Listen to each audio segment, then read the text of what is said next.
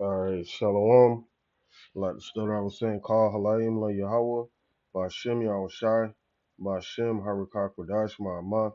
Double honors to the elder apostle, the great millstone, and double honors to our elder apostle as well, her one Bar Yashar, down in the lines in camp.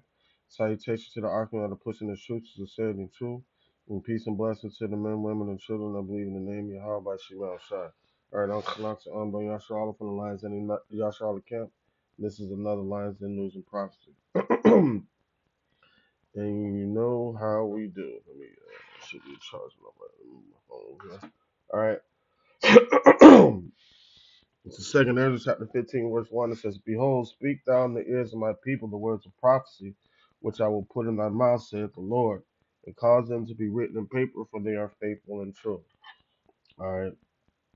And this particular article I'm going into,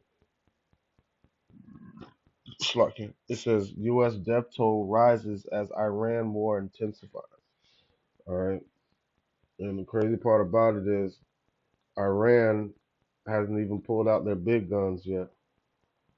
There's another article that I need to do a lesson on, saying that saying the U.S. military alone will not be able to overtake Iran in this war. So they're going to need help from NATO. And the elders did a lesson.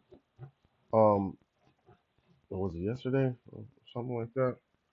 Basically, going into that, other nations are going to have to get involved. You got Ukraine getting involved, dealing with, then you have Pakistan that could be getting involved using nukes.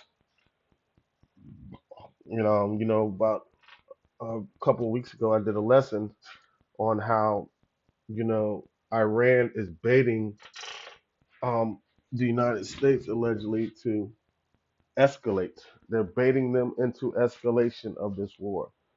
They want all the smoke. So what are they doing? They're like, what is it called? Rage baiting. Rage baiting the United States into um, intensifying the war because probably understand that America cannot really afford this war. And what's it going to do to the American people? Well, it's causing a divide in the United States, a major divide in the United States. And that's just it. And not only among the Congress and the Senate, because it seems right now that Trump is just winging it. He has no strategy. Like, has no strategy that he's, what I'm saying, no strategic approach to this war at all. Really, he thought he was just going to be able to flex his muscles a little bit, and Iran say uncle, but that's not what's happening. Like the scripture said, let the weak say that I am strong, and that's what you see happening. It says, speaking of that, it says, what happened? It says, lawmakers in Washington recently demanded that the Trump administration outline its strategy in Iran as a war that President Trump had vowed would end quickly approached its 6 month. He said 2 weeks, you know, and spread further beyond the Persian Gulf. See that? It says in the first US casualty since March, 3 American soldiers were unalived in a missile attack on a military base in Jordan earlier this month. The next day, a fourth soldier died in Iraq during a controlled detonation of a downed Iranian drone, bringing the total U.S. death to 18. And that apparently that's not the death toll that they're bringing up on the casualties with the casualties of U.S. soldiers or anybody affiliated with it. Those numbers have been screwed. Like apparently, there's a lot more than that of U.S. personnel and allies that have been unalived dealing with this war. You know, it says the U.S. intensified its assault on Iran, hitting bridges and rail lines, as well as missile and drone launch sites and air defense facilities. Iran stepped up its attack on U.S. regional allies, striking a water um, desalination desalination plant in Kuwait and U.S. airbase and an Amazon data center in Bahrain. The Revolutionary Guard also fired on a tanker in the Strait of Hormuz, forcing the crew to evacuate. President Trump vowed the U.S. would destroy one bridge or power plant each time Iran targets a ship in the waterway through which 20% of the world's oil once flowed. All right. So he's still barking bluffs, right? But Iran is calling them. There's a difference when you're fighting a battle when you're playing poker and your opponent is playing chess. You know, the strategy behind poker is bluffing. You know, maybe you have something, maybe you don't. Maybe somebody will fold and let you take the pot. That's what they're trying to bank on. That's what they're trying to bank on. The U.S. is trying to bluff like they have a real good hand, but Iran is calling that bluff, and they're taking a strategic approach against the United States. They're not just throwing shit at the wall and trying to see what sticks. You see what I'm saying? It says Defense Secretary Pete Hegseth was pressed on U.S. strategy during a contentious appearance before the Senate Appropriations Committee. Hegseth, who put the war's current price tag at 37 billion, urged Congress to approve 67 billion in emergency defense funding. And that's false because I did a lesson like three months ago, and it was at 37 billion then. And I heard one person say that it was like costing like 25 million or some odd dollars a day to fight this war. So the death toll numbers are screwed. The cost, like when they're doing these reporting, of course they're gonna adjust and finagle the numbers a little bit because if we understood the truth behind the matter, people would panic. So they're gonna downplay it a little bit, in my opinion, so just so and they're not reporting like the other said in the video. They're really not reporting a whole lot of information of what's going on over there. They give you bits and pieces, but the real deal Holyfield, they're not gonna expose to the public because of the simple fact that how it will make the United States look, and people will start to panic and question the judgment the um of the rulers that be of the Trump administration. Even though a lot of people are doing that anyway, you know. So it says tagged at 37.5 billion, urged Congress to approve 67 billion in emergency defense funding and warned that the Pentagon would face critical shortfalls without the money. Senator Pat Murray said Democrats would not bankroll this war and whatever other misadventures Trump wants to get U.S. into. Senator John Kennedy called for hard answers about plans to reopen the Strait of Hormuz. Hegseth insisted The U.S. had the upper hand. No, they don't.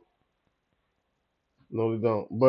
But Senator Gary Peters said Hegseth and the administration had failed U.S. troops, adding, "You don't have a long-term plan to actually win this war." Right? So they just there's no plan. Like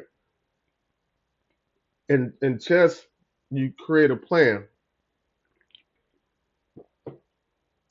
of attack, and there's no real plan that the United States has dealing with this war, dealing with Iran. You know, they thought they were just going to show up, show a lot of firepower, and Iran was going to yield to the will of the United States, but that's not what's happening. And furthermore, you got to understand why the United States is over there in the first place. How did they get there? Who drove them over there? Yahweh Shimei Shah. You see that? The Lord Yahweh Shimei Shah is mustering up the whole host of the battle. You know, there's a lot of furniture, or as I like to say, a lot of furniture being moved right now. To the naked eye, to the untrained eye, it looks very subtle, like things are moving slow, but they're moving very quickly. The decline in the global economy, um, you know, the escalation of this war, other countries getting involved, which that's going to intensify the decline in the global economy because all these countries that are getting involved in this war are going to have to spend money, you know. So this is going to have a big impact globally on global economics. You see that? So there's a lot of things happening, even though it seems like it's happening slow. It's not. Yahweh Shem Shai is moving at a fast pace to deliver his elect out of this hell that we're going in right now. So, you know, matter of fact, let's get the scripture real quick. Get the scripture real quick. This is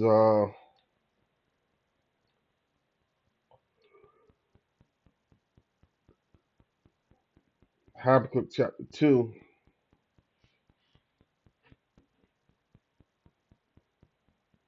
verse 3. It says, "For the vision is yet for an appointed time." Right. So the Lord has set appointed time for the end all tell all to go down on the earth, and we're quickly approaching it. Even though it might seem like it's taking a long time, it's not. It's not going to delay. All right. It says, "For the vision is yet for an appointed time, but at the end it shall speak and not lie.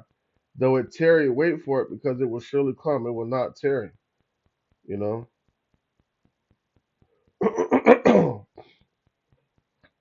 It's not going to be. It's not going to be. It's not going to. You know, delay. It seems like it's delaying, but that's not the case. Things are moving very quickly. You know, it was Yahweh Shimei Shai said they're going to turn back the captivity of the people Zion. You know, and before you know it, we're going to be in the chariots, man.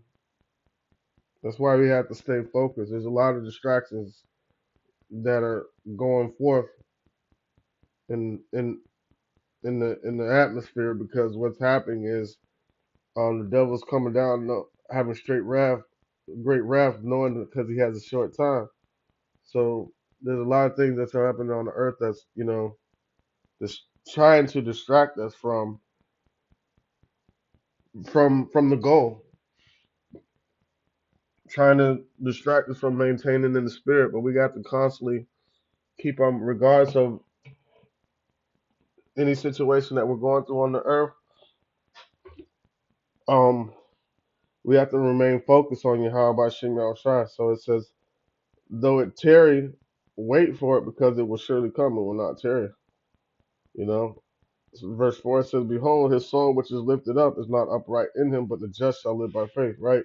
Because This Nero DJ Nero 47 is not a an upright individual. The spirit that's within him that has him risen up is not upright. It's not a righteous spirit, which is driving them to their own demise. But the just are going to live by his faith. That's what we're going to continue in faith, regardless when we see all these things happening on the earth. Because even though it's going to drive forth Jacob's trouble, we understand that these things need to happen in order for us to reach salvation. So we have to stay focused on that so we can reach salvation. Because the devil will try to use any trick to distract us from and keep us from hitting the mark. You know, so we have to you know hold stand steadfast in our faith, man. All right. So let's see how much more is on this article.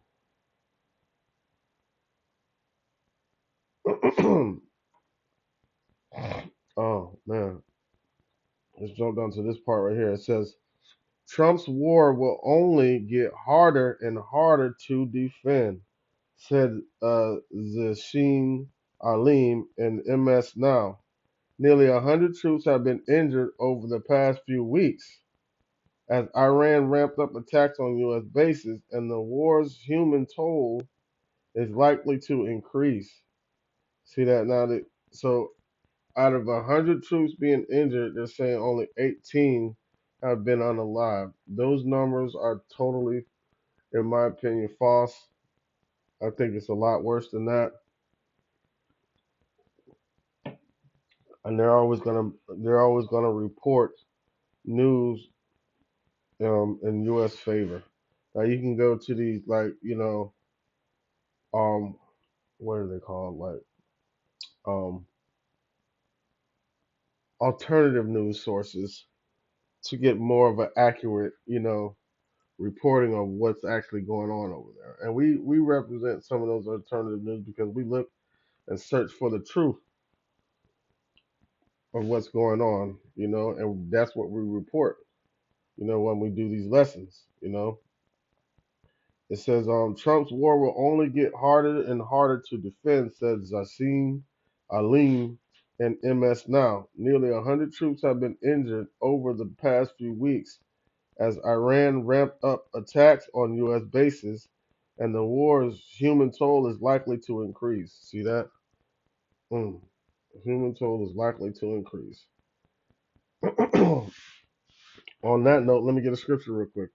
This is Joel chapter 2, verse 20. It says, Behold, I will remove far off from you the northern army, right? And drive him into a land barren and desolate. And his face, what's that northern army talking about? United States, driving him over there to the Middle East. And his face toward the east sea, and his hinder part toward the utmost sea. And his stink shall come up, and his ill savor shall come up, because he had done great things. Meaning that death toll is going to increase. That stink is talking about the dead bodies. See that? So it says the human toll is likely to increase. That's prophetic. It's not, ain't no likely, it is going to increase. Mm. All right. It says the Pentagon has been slow to release information on casualties, likely because it knows the war will become even more widely despised as more people die. See that? I just said that. The public will swallow casualties in a campaign they support, but won't tolerate troops dying for no obvious reason at all. And that's why they have to finagle those numbers, you know, to lighten it up, because the approval rating will decrease. It'll cause division in the United States, not only amongst the Congress, but the United States people, because you're gonna still have those diehard MAGA individuals that say, that agree with Trump. This happens when you have war. But what is the purpose of the war? You know, what is the purpose of the war? What is the real strategy behind this? I'm not gonna read this whole article, but the blockade and Iran regulating what's going on in the Strait of Hormuz just shows that, like, okay, with the blockade that the United States so-called set up, Iran has still not bowed down. They're still going to attack. They're still attacking ships that try to pass through the Strait of Hormuz. And the U.S. is still throwing bluffs of what they'll do if that happens. And it's still been happening, you know? So it shows 100,000 million% that when Trump went into this war, he thought that if he sent the whole first he started with the Armada, the biggest carrier strike group that the United States has, was sent over there, and they went over there dark, meaning they cut off all their GPS systems, they could not be detected, and they just showed up over in that area. And Trump thought that was going to be enough, but it wasn't. Then they sent a second unit, and they started saying that they were going to send ground troops. So he thought it was going to be an easy thing, like what happened in Venezuela. But all the while, this is a strategic move that these other nations are doing, like Russia, China, because they're going to get involved, but they're just trying to see how far the U.S. will go. What is their strategy? What is their plan? Now everybody's seeing that there is no plan. They're just winging it, trying to use that old um, but bully manipulation tactic that they've been using over the years. But it's not working in this case because what does the scripture say? Let the weak say that I am strong. You know. So uh, it looks like things are moving slow, but they're not moving really fast. And Yahweh Shema Shai is once again, like you said, um, turning back the captivity of Zion. But this time, when he turns back our captivity, we will never go into captivity again, man. So we got to keep up the faith, keep holding on, and keep pushing. Lord willing, this lesson to edify the service purpose for the hope of the elect, the ones who truly believe in the name Yahweh Shema Shai. With that, like say, call Halayim La Yahweh, by Hashem Yahweh Shai, by Hashem Harikak Wadash Ma'amah. Double honors to the elder apostles of the great millstone. Double honors to our elder apostles of well and her one by Yasha, all down here in the lines of camp. Salutations to the occupant that are pushing the truth, the sincerity and truth. And peace and blessings to the men, women, and children that believe in the name Yahweh Shema Shai. Shalom.